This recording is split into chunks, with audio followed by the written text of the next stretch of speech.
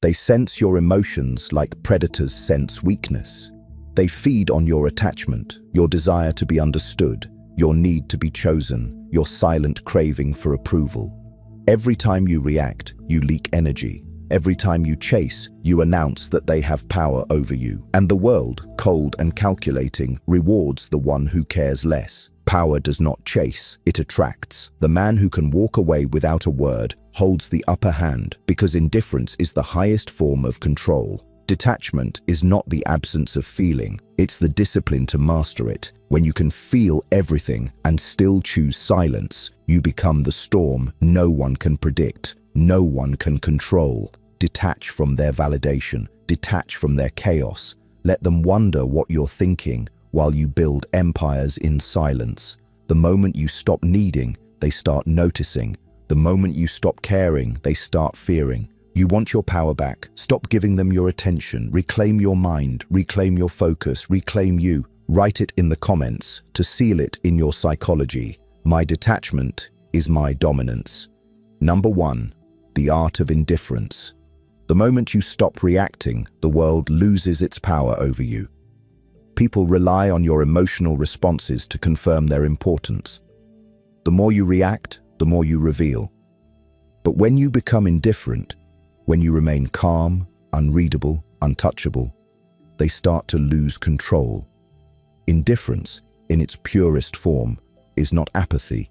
It's power disguised as silence. Understand this: emotions are levers. Whoever controls yours controls you. The art of indifference is learning to see everything, feel everything, and still remain unmoved. You don't suppress emotion, you master it. You choose when and where to reveal it. The man who controls his inner world dictates the outer one. Indifference is a strategy, not a mask. It's psychological warfare without words. When others seek chaos, you bring order. When they raise their voice, you lower yours. When they expect reaction, you give them stillness. That contrast breaks their rhythm and exposes their weakness. The truth is, calmness is intimidating. People fear what they can't read. They'll call you cold, distant, detached, because your control makes them confront their own lack of it. Let them project. Their noise is proof of your dominance. The calm man becomes a mirror reflecting everyone else's instability. Machiavelli understood that perception is the foundation of power. If you appear desperate, you become disposable. But if you appear indifferent, you become desired. Humans chase what they can't fully have. So when you master indifference, you turn scarcity into leverage. You no longer compete for attention. Attention competes for you. Indifference does not mean absence. It means presence with precision. It's walking into a room knowing you owe no one a reaction. It's speaking less but meaning more. It's showing power through restraint, not performance. The quietest one in the room always controls the temperature, because true confidence doesn't need noise. When you reach this level, your silence becomes psychological gravity. People start explaining themselves to you unprovoked. They seek your approval, your validation, your energy, and you give none. You've become the scarce resource, and scarcity breeds value. Power is not about forcing respect. It's about making them feel it through your stillness. The man who is indifferent cannot be seduced by approval, manipulated by emotion, or weakened by fear. He is his own empire, unshaken, unmoved, untouchable. So remind yourself right now, type it in the comments and claim it. I command through calm. Because every time you say it, you reinforce the truth. Reaction is weakness. Restraint is power. And indifference is the quiet crown of kings. Number 2, the power of emotional distance. Emotional distance is not detachment from reality. It is control over it. Most people drown in emotion because they never learned how to master it. They live in reaction, not creation. They let anger dictate words, lust dictate loyalty, and fear dictate choices. But when you learn to detach from emotion, you stop being the puppet. You become the puppeteer. Every empire, every dynasty, every strategist throughout history understood one rule: emotion clouds, Judgment. A ruler who reacts loses power to the one who remains still. A warrior who panics dies at the hands of the calm. Power belongs to the man who sees clearly while others are blinded by impulse. When you create emotional distance, you don't become numb, you become precise. You stop wasting energy on meaningless battles. You stop defending your ego and start defending your purpose. That shift transforms you from a slave to circumstance into an architect of consequence. The world thrives on reaction. It rewards those who shout, rage, and perform emotion. But that is chaos disguised as strength. True power lies in stillness. When you stop participating in emotional theater, you start directing it. Every insult becomes data. Every loss becomes strategy. Every provocation becomes an opportunity to assert control through silence. Emotional distance is not about rejection. It's about redirection. You feel everything, but you don't let it dictate your next move. You control your emotions like a general commands an army, with precision, not passion. Because emotion, when guided, becomes influence. But emotion, when uncontrolled, becomes a weapon against yourself. People will say you've changed. They'll say you're colder, distant, detached. Let them talk. Their discomfort only proves your evolution. When you stop being emotionally available to everyone, you become psychologically valuable to everyone. Scarcity creates desire. Desire creates influence. Influence creates control. The powerful don't explain, they don't argue, they don't beg to be understood. Their silence becomes their defense, and their calmness becomes their dominance.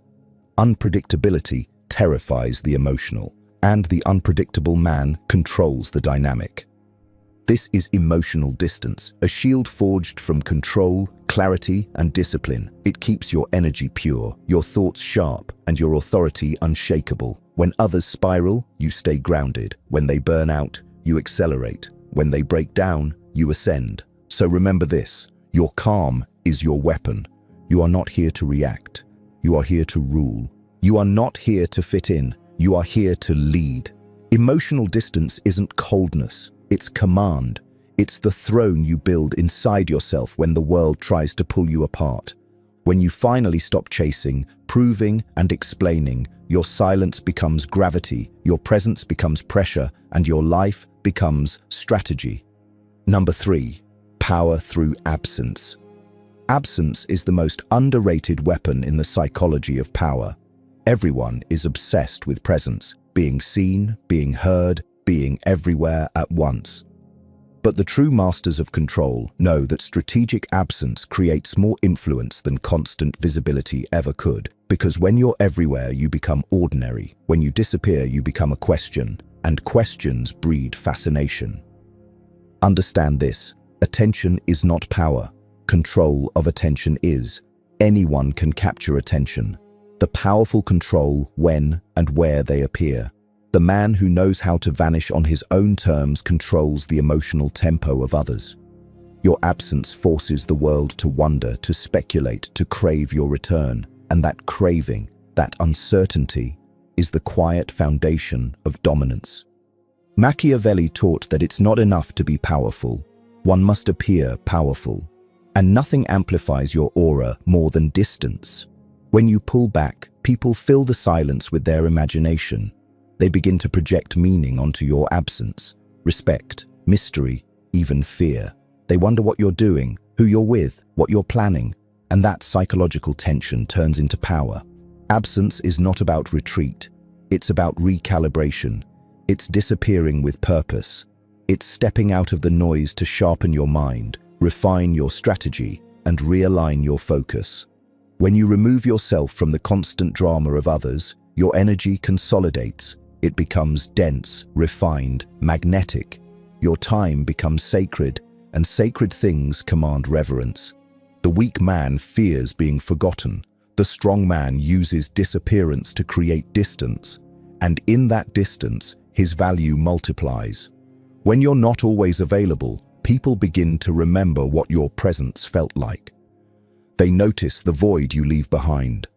The silence of your absence speaks louder than the noise of their presence. Absence rewires the dynamic of relationships. It forces others to evaluate their dependence on your energy. When you're constantly present, People take you for granted. When you withdraw, they start to chase. Your detachment triggers reflection. Your distance triggers desire. You don't need to demand attention. Your absence becomes its own magnet. Think of a king who rarely appears before his subjects. His image becomes mythic, not mortal. Every appearance becomes an event. Every word becomes a command. His scarcity builds reverence because mystery breeds power. Now compare that to the man who is always available, always explaining, always performing. His energy loses value through exposure. Familiarity kills fascination. Your power lives in your ability to withhold your attention, your emotions, your presence, not from insecurity, but from strategy. The less accessible you are, the more valuable you become. It's supply and demand applied to psychology. The more you give, the cheaper you become. The less you give, the more they pay in effort, time, and thought. Silence and absence are twin blades. Together, they create psychological gravity. People lean toward what they can't fully have. When you master distance, you become an enigma. You become the conversation that never ends, because your unpredictability keeps them guessing. And in the game of power, whoever is being guessed about controls the board. Absence is also purification. It filters out the weak, the needy, and the disloyal. When you step back, those who only valued you for your attention will disappear. Let them. Their absence is proof of your evolution. Those who remain, silently, patiently, respectfully, are the ones who recognize your true worth. Absence doesn't destroy bonds, it exposes their quality. In dark psychology, this principle is simple. What withdraws, controls. Emotional distance triggers pursuit. Strategic absence triggers obsession. Humans crave what they can't control. And when you remove yourself, you activate that primal response. They'll replay your last words, overanalyze your silence, project meaning into your mystery, all while you remain calm, focused, and 2 steps ahead. But there's a warning here. Absence without purpose is weakness disguised as retreat. Never vanish out of emotion, only out of calculation. You don't disappear because you're hurt. You disappear to rebuild your composure, realign your power, and return sharper than before. Power without discipline collapses into chaos. Absence without intention turns into irrelevance. So use absence the way a strategist uses silence, as punctuation between moves. Step back, let them speak, let them expose themselves. Observe who grows desperate, who stays still, who mirrors your calm. The reactions reveal hierarchy, the desperate fall, the calm rise. Your absence should feel like an earthquake, quiet but impossible to ignore. The kind of silence that echoes in their mind long after you've gone. The kind of distance that makes them question if they ever truly had you. Because that's the ultimate form of control, not through confrontation, but through withdrawal. You win not by fighting harder, but by becoming unreachable. Power through absence is the ability to shift the dynamic without saying a word. It's the art of letting the void work for you. In business, in relationships, in life, presence is noise, absence is signal. Every disappearance should serve a purpose, to reset your value, test their loyalty, or regain control of the emotional field. Let them wonder, let them whisper, let them speculate about your motives. Their confusion is your advantage. Never correct their assumptions. Ambiguity breeds influence. The less they know, the more they assume. And in their assumptions, they reveal their weaknesses. Eventually, your return, calculated, composed, silent, will hit like thunder. Because reappearance after absence carries the weight of mystery. It commands attention without asking for it. That's the difference between visibility and presence. Visibility shouts, "Look at me." Presence whispers, "You can't ignore me." So step away. Withdraw your energy from chaos. Retreat into focus. Let your absence reshape your aura.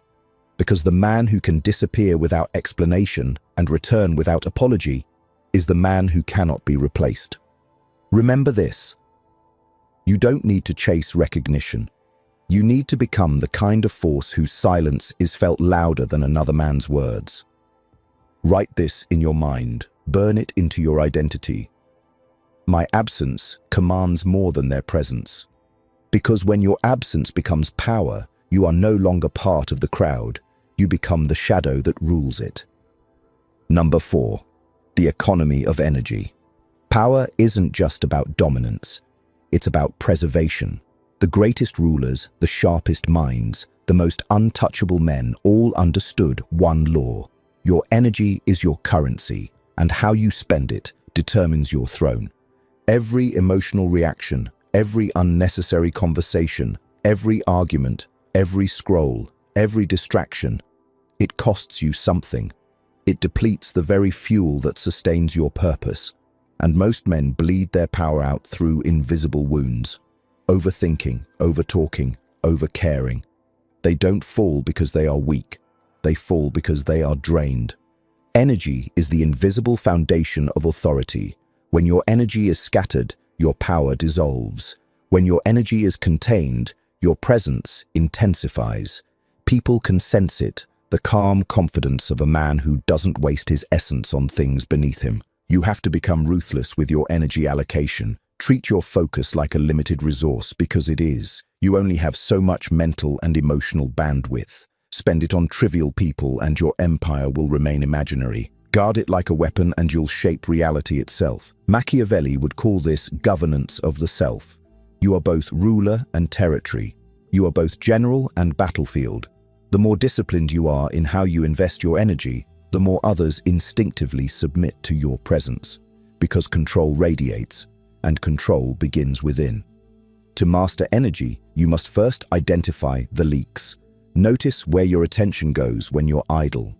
Who do you text without reason? What arguments do you replay in your mind? What fantasies drain your ambition? These are emotional parasites feeding on your focus. Eliminate them without apology. Energy economy means giving nothing for free. No validation, no explanation, no impulsive reaction. Every move must have intent. You don't answer calls out of politeness. You decide if the call deserves your time. You don't respond to disrespect. You demonstrate indifference. You don't engage with the emotional chaos of others. You let silence remind them of your boundaries. Every time you protect your energy, your aura strengthens. You begin to project something rare, containment. It's that quiet intensity that makes people pay attention when you finally speak. It's the difference between noise and resonance. The man who speaks from drained emotion gets ignored. The man who speaks from conserved power shakes the room. Think of your mind as a kingdom. Every distraction that enters unchallenged becomes an invading army. Every emotional overreaction opens a gate. You cannot claim to be powerful if you are careless with your attention. The modern world is designed to keep you reactive, scrolling, arguing, competing for relevance. But power doesn't exist in reaction. It exists in restraint. Restraint builds tension. Tension builds influence. Influence bends the world around you.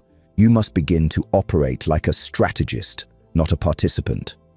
When you walk into a room, observe before you speak. When others argue, you study patterns. When they seek validation, you analyze motives.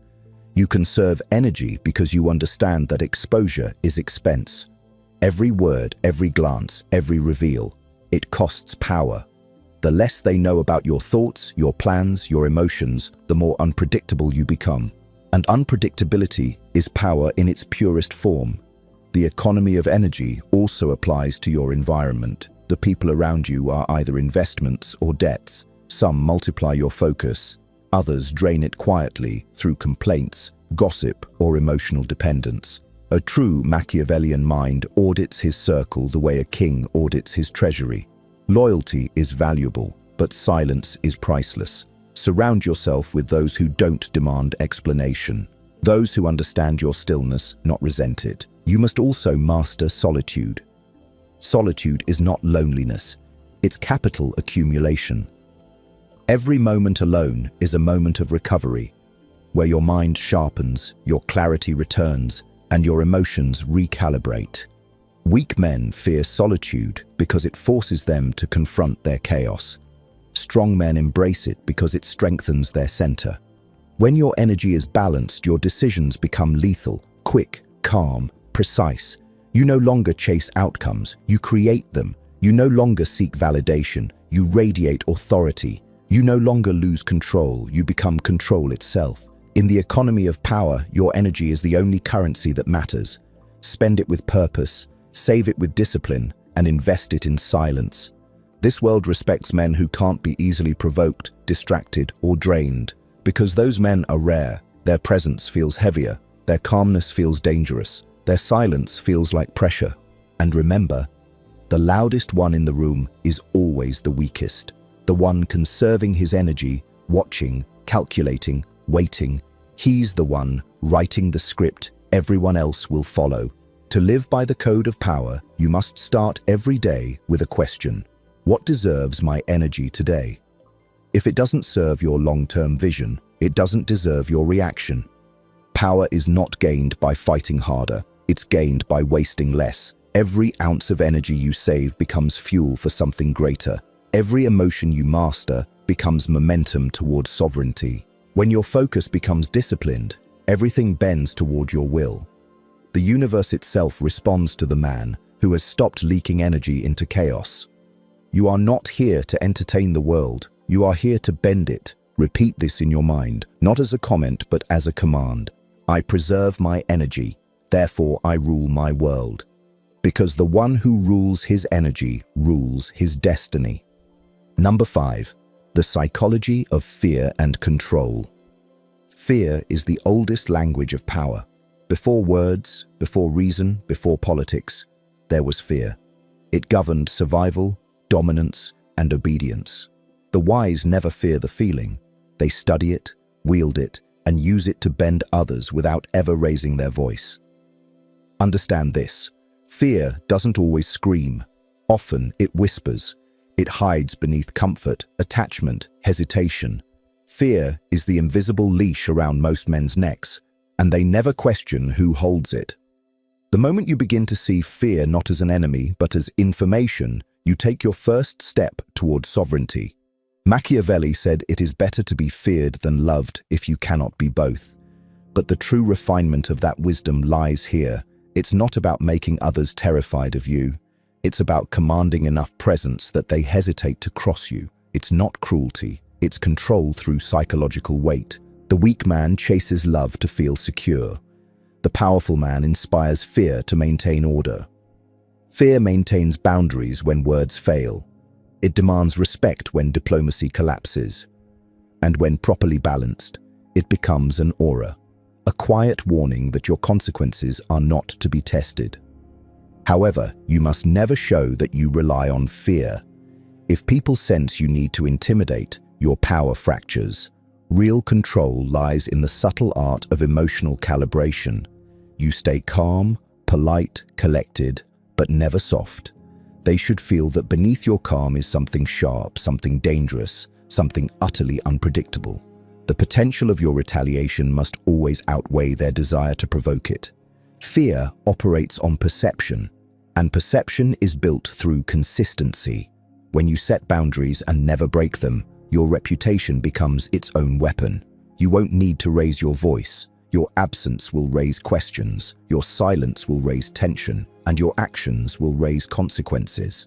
The man who follows through without emotion instills a fear deeper than violence, the fear of disappointment in power.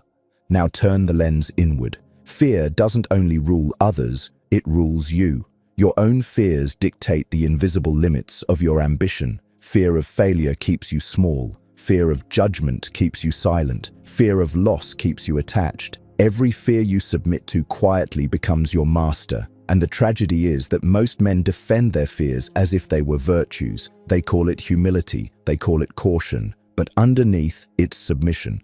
To become powerful, you must dissect your fears like a surgeon. Don't fight them, study them.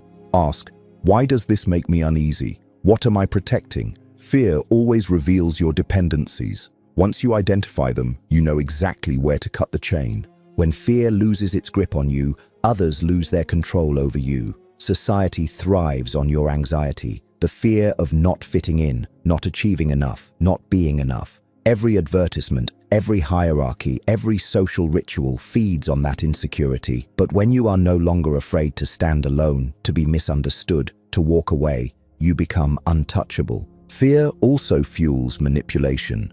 People will try to make you afraid of losing their approval, their affection, their validation. But remember this truth: the one who can walk away owns the bond. Fear of loss is the currency of the weak. The powerful are indifferent to what they cannot control. They don't cling to anything, because attachment is emotional debt. Control, therefore, begins with neutrality. You don't respond to threats with emotion, you respond with calculated indifference. The most unnerving thing to an emotional manipulator is a man who doesn't react. When they expect chaos and receive calm, their entire tactic collapses. The psychology of fear is the foundation of leadership. The people you lead should respect your intelligence, admire your results, and quietly fear your disappointment. That balance keeps loyalty intact. Excess love breeds comfort. Excess fear breeds rebellion. The art lies in blending the two. The warmth of leadership with the chill of authority. When people both admire and fear you, they align themselves naturally. You don't need to force obedience. It's given. Because they know your power isn't just external, it's psychological. Every Machiavellian leader, from emperors to modern CEOs, understands this duality.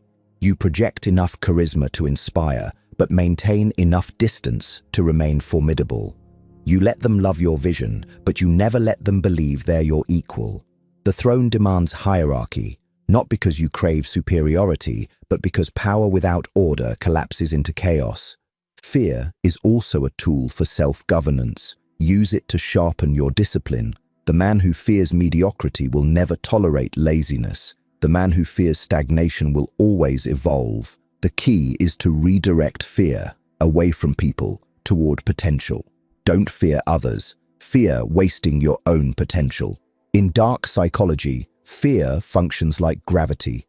It pulls behavior toward control. Most people unconsciously gravitate to those they perceive as more composed, more dangerous, more capable of withholding approval. It's primitive instinct. Respect the predator, follow the protector. That's why composure is terrifying. Calmness under pressure communicates danger. You're not reacting like prey, you're assessing like a hunter. Mastering fear doesn't mean never feeling it. It means directing it. You use fear as data, as drive, as discipline. You acknowledge it, but never bow to it. You let it sharpen your focus instead of scatter it. You learn to move forward with trembling hands and steady vision. People often confuse fearlessness with recklessness. They think courage means ignoring danger. But Machiavellian courage is different. It's controlled. You don't ignore risk, you calculate it. You don't suppress fear, you harness it. It's like electricity. Deadly if uncontrolled, powerful if directed. When you master this, you become unpredictable. Fear no longer controls your decisions, it fuels them. You strike not out of desperation, but precision. Your restraint becomes intimidating, your calmness becomes threatening, your silence becomes strategy. Remember this: the goal is not to eliminate fear, it's to dominate it. When you are not driven by fear, you can drive others with it. That is the true balance of Machiavellian psychology. Internal freedom, external control.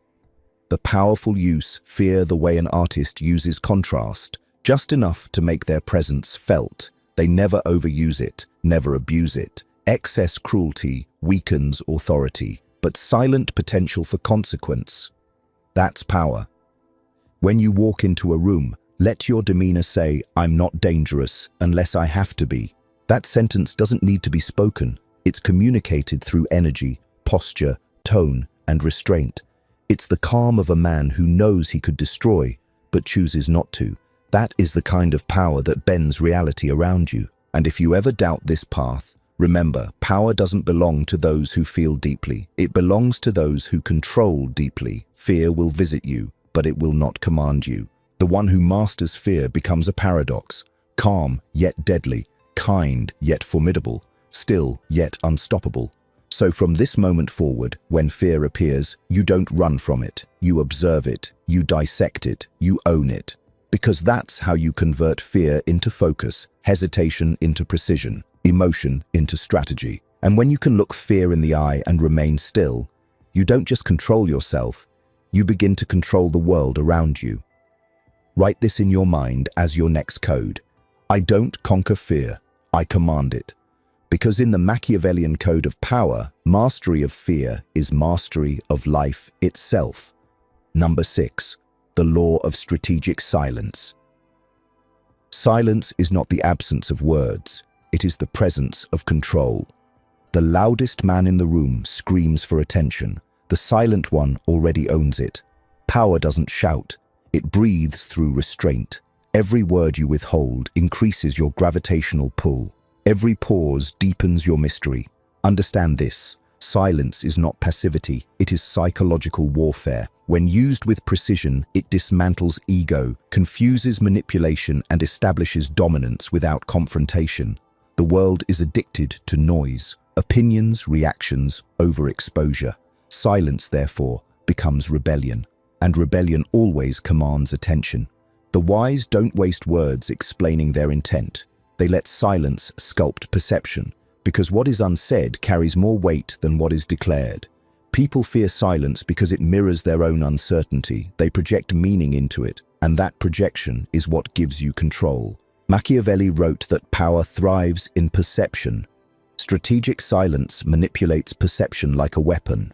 The fewer clues you give, the more others must imagine, and what they imagine often holds more power than what's real. When you speak too much, you dilute your authority. You reveal your reasoning, your insecurities, your limits. Every unnecessary word exposes part of your strategy, but silence, it conceals, amplifies, and controls. It turns every listener into a thinker, and every thinker into a servant of your mystery. Strategic silence is not avoidance. It's deliberate delay. It's the art of letting others reveal themselves first. The more they talk, the more they expose their motives, fears, weaknesses. While they waste energy filling the air, you conserve yours, analyzing, waiting, choosing when to strike. The powerful know that most people destroy themselves by over-explaining. They fear misunderstanding, so they justify.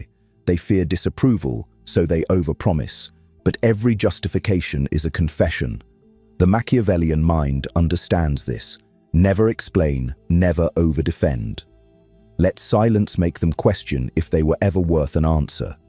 Your silence should be strategic, not emotional.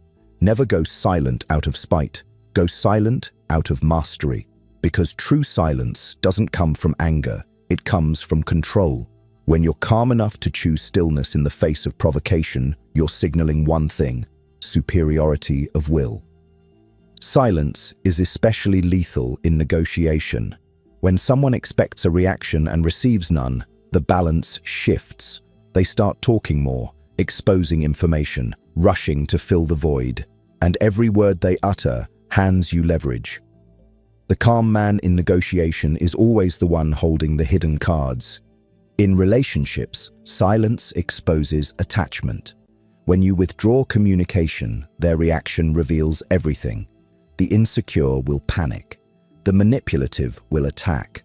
The self-controlled will observe you. And that's where equilibrium lives. By practicing silence, you separate those who deserve your words from those who drain them. But strategic silence also serves the self. It creates space for reflection, recalibration, and clarity. You begin to hear your own mind, to separate instinct from impulse. The constant chatter of the world, the opinions, the expectations, the false urgency, all fade when you choose quiet. And in that quiet, truth emerges. Every great tactician, from Marcus Aurelius to modern intelligence operatives, uses silence as reconnaissance. When you say less, you see more. When you listen deeply, you detect what others overlook: tone, hesitation, contradiction. The world reveals itself to the man who can remain still long enough to observe it. The law of strategic silence is built on 3 pillars. Mystery creates tension. People chase what they can't fully understand. Restraint builds power. The less you reveal, the more they assume. And assumptions are leverage. Observation sharpens accuracy. Silence turns chaos into information. When you master these 3, you no longer need to demand power. You embody it. Your composure becomes your crown. Strategic silence also plays a role in punishment. When someone disrespects you, disappearing without explanation cuts deeper than confrontation ever could. Words can be debated, silence cannot. Words end arguments, silence haunts them. It lingers, it forces self-reflection. The offender begins to question not only their actions, but their worth. That's why silence is feared. It removes certainty, and uncertainty breeds obsession. The human mind craves closure, but the Machiavellian man never gives it easily. Let them live in the echo of your absence. Let them wonder. That's how you turn your silence into a psychological cage. However, there's a warning here. Silence loses its edge if used excessively. Overuse creates disconnection instead of tension. The art lies in balance. Speak rarely, but when you do, your words must strike with precision. One sentence delivered after long silence carries more gravity than 1,000 shouted explanations. Silence should enhance your authority, not isolate you from influence. Use it to filter, to test, to strengthen your control over the narrative, not to vanish aimlessly. The stoic power of silence is that it operates both externally and internally. Externally, it intimidates and mystifies. Internally, it strengthens discipline. When you master silence, you stop reacting to the world and start shaping it. In dark psychology, silence triggers the deepest discomfort because it removes validation. When people can't read you, they start constructing their own interpretations, and those interpretations often work in your favor. The silent man becomes the projection of everyone's imagination. Each person sees in you what they fear or desire most, and when they can't label you, they elevate you. That is why the most dangerous man says the least. He lets others underestimate him, overexpose themselves, and eventually collapse under the weight of their own noise. Silence becomes his shield, his weapon, and his signature. Even in confrontation, learn to weaponize pauses. A pause, held for just long enough, can dissolve another's confidence. They start to speak faster, stumble over their logic, and reveal their emotional instability. Meanwhile, your stillness grows heavier, like an invisible throne. You don't dominate through words, you dominate through presence. The sound of your silence should command more focus than the noise of their arguments. In Machiavellian terms, silence is governance. It maintains order through mystery. It teaches people how to speak to you, with precision, with respect, with restraint. The man who says little teaches others to choose their words carefully. Your silence must also extend to emotional self-talk. Most people drain their willpower by constantly narrating their pain, replaying mistakes, verbalizing weakness, feeding insecurity through inner dialogue. Silence that voice.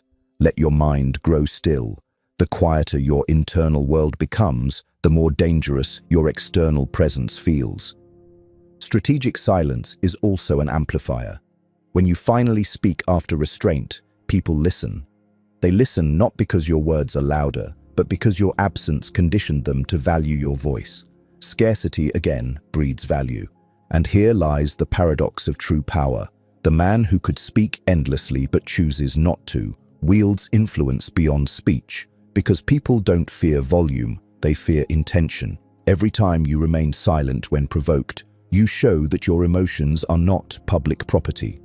That kind of control unnerves the undisciplined. In your silence, they'll assume things. Let them. Assumptions are tools. You can guide perception by what you don't deny. If they think you're dangerous, let them believe it. If they think you're distant, let them guess why. The less you correct, the more power you hold. In the court of power, words are currency, and silence is gold. Spend it wisely. Never speak to prove intelligence. Speak only to establish authority or to clarify vision. Everything else is indulgence. So from this point forward, discipline your voice. Don't explain what silence can teach. Don't defend what silence can prove. Don't argue when silence can win. Let your silence become legend. Let it haunt the minds of those who underestimated you. Let it echo in the spaces where others wasted breath. Because in the end, silence is not the absence of sound. It's the presence of command. And your command begins the moment you realize this truth. I don't speak to be understood. I speak to be remembered. That is the law of strategic silence, the seventh code of Machiavellian power.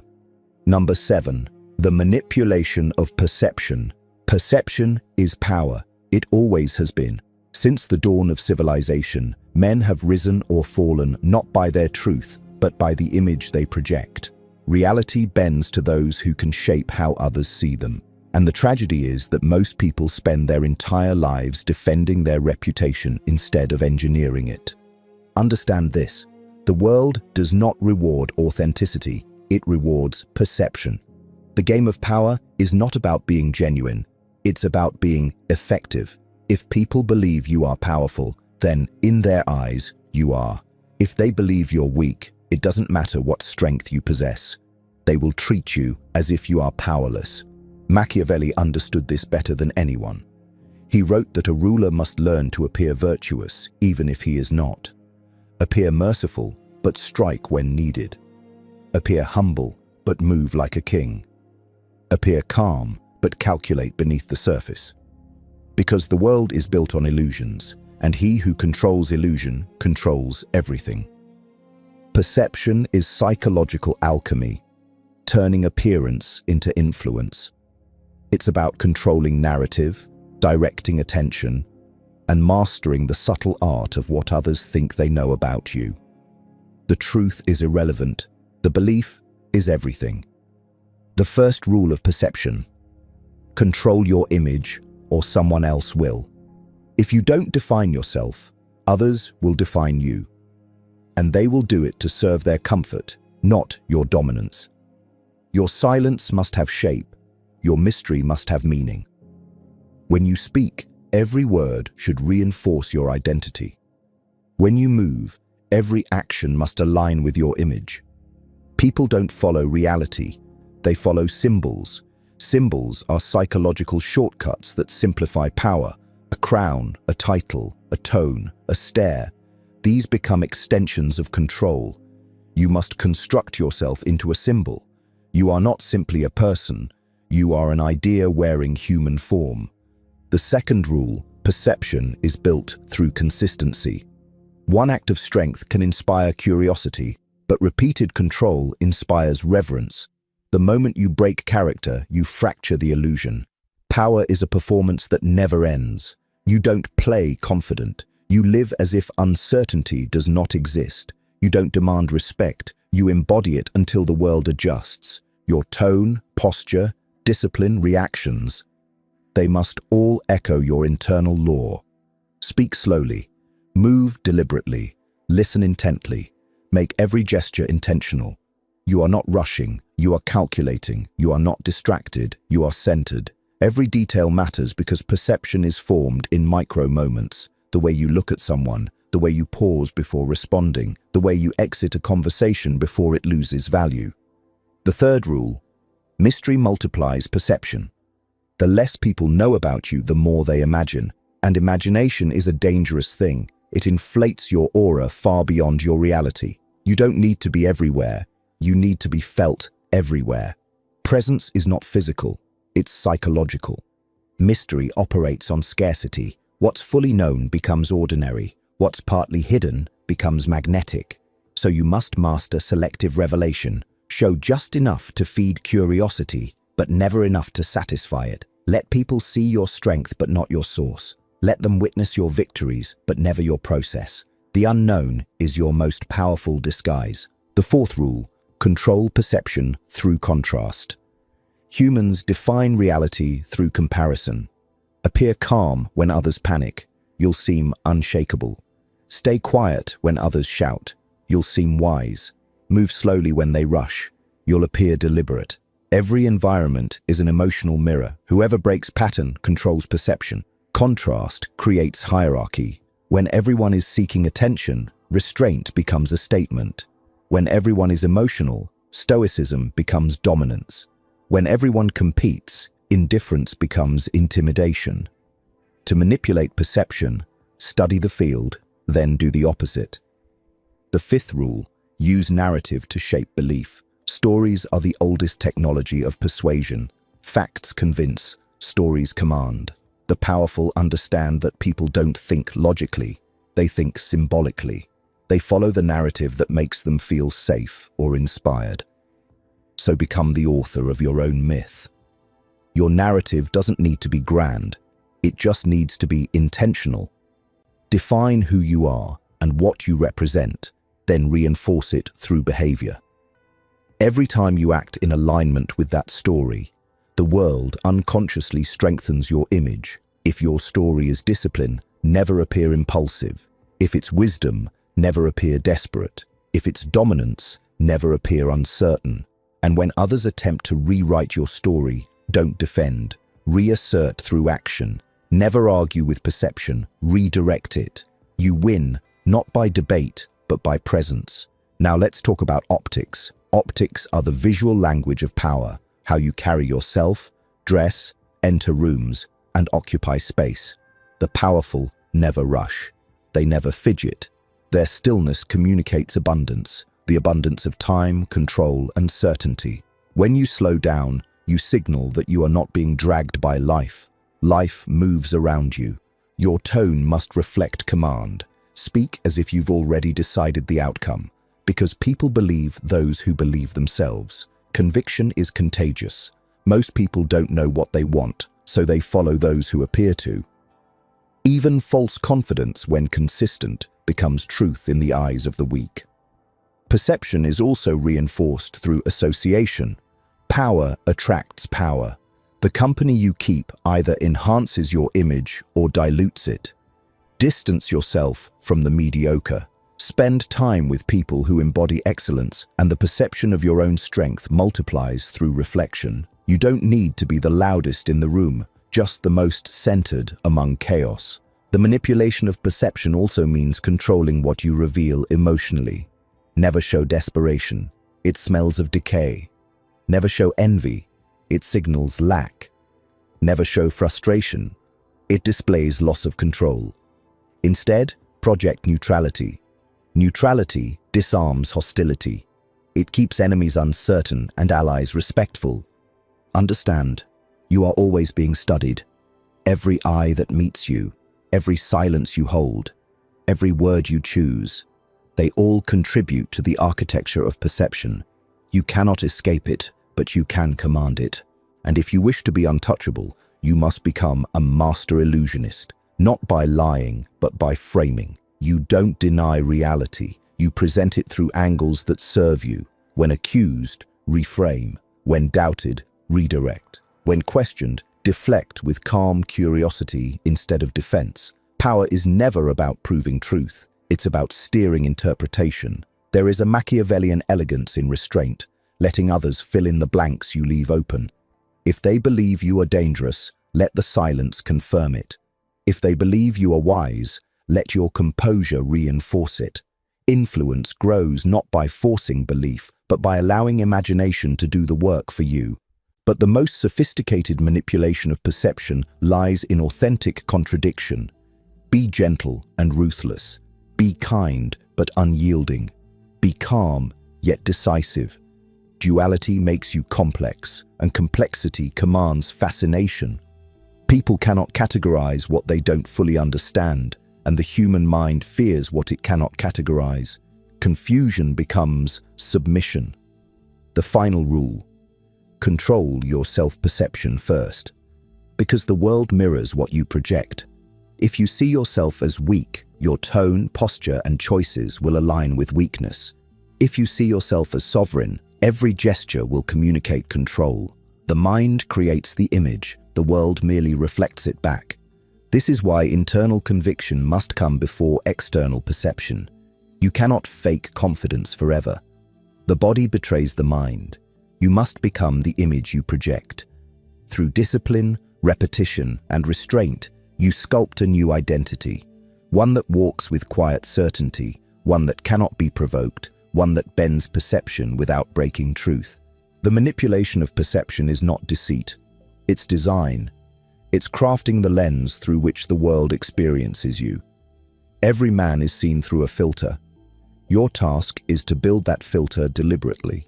So stop trying to convince the world.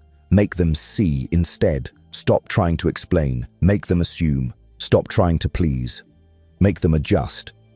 That is psychological architecture. That is dark mastery. And when you understand this, when you no longer chase validation but sculpt vision, you rise above the crowd. You become not just seen, but felt. Not just heard, but remembered. Write this code into your mentality.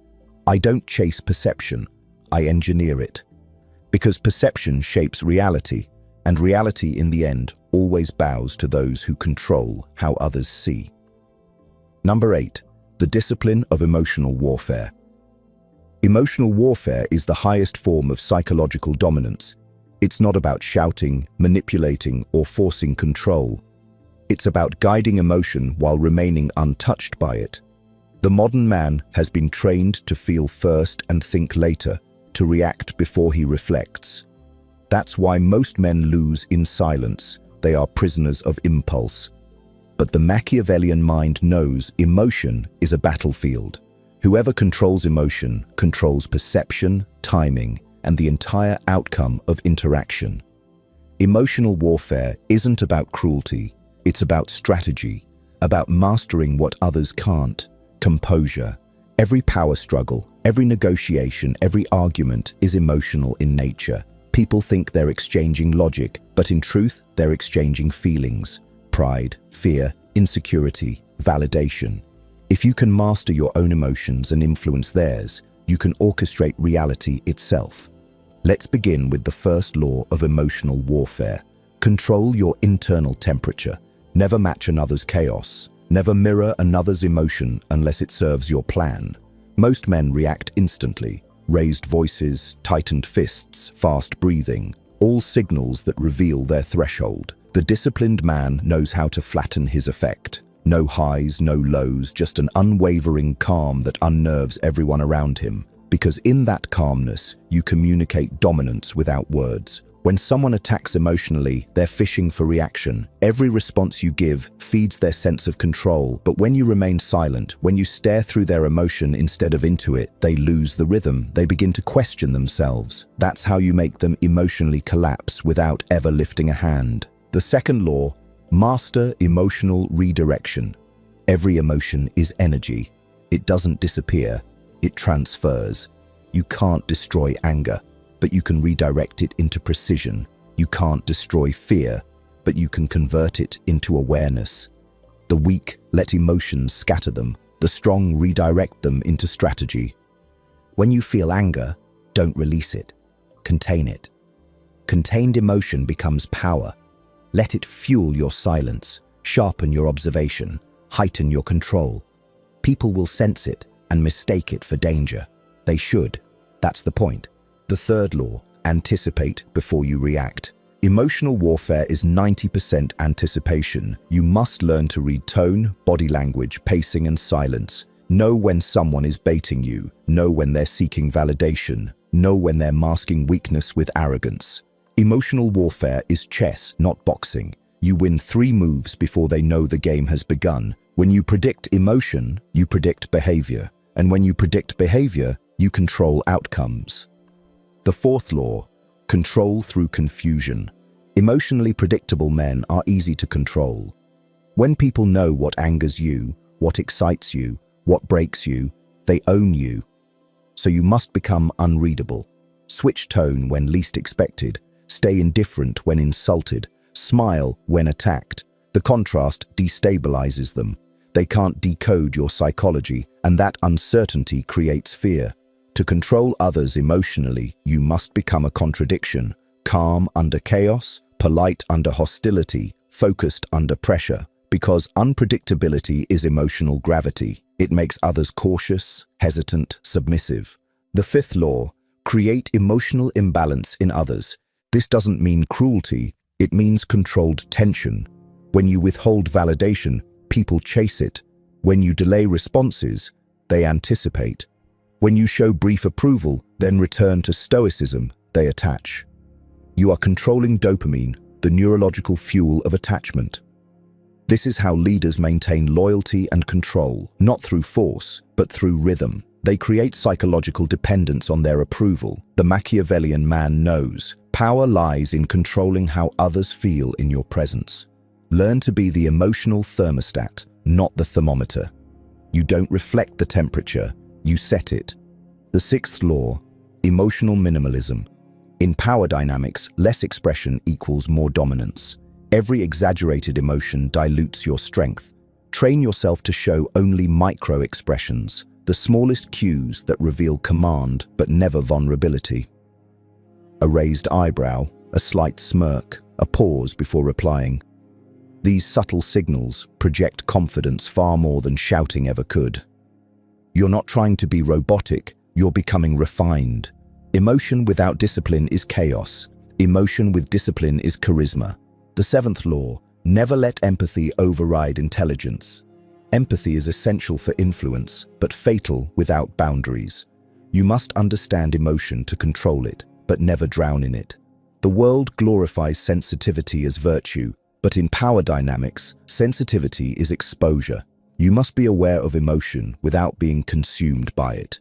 Use empathy as a mirror, to read others, predict them, guide them, but never as a leash. Detached understanding is the most potent form of empathy. You don't feel their chaos, you analyze it. That's what separates a manipulator from the manipulated. The eighth law: master emotional timing. Never express emotion when you're experiencing it. Wait. Let the wave pass, then respond with precision. The moment emotion arises, your control disappears. Wait an hour. Wait a day. When you act from calmness, you move like a surgeon, not a slave. Timing also applies to others. The powerful know when to withhold affection, when to delay praise, when to offer warmth just long enough to stabilize loyalty, then withdraw again to reinforce respect. The pattern must be unpredictable, yet purposeful. Too much distance breeds rebellion. Too much warmth breeds comfort. The equilibrium between the two is dominance.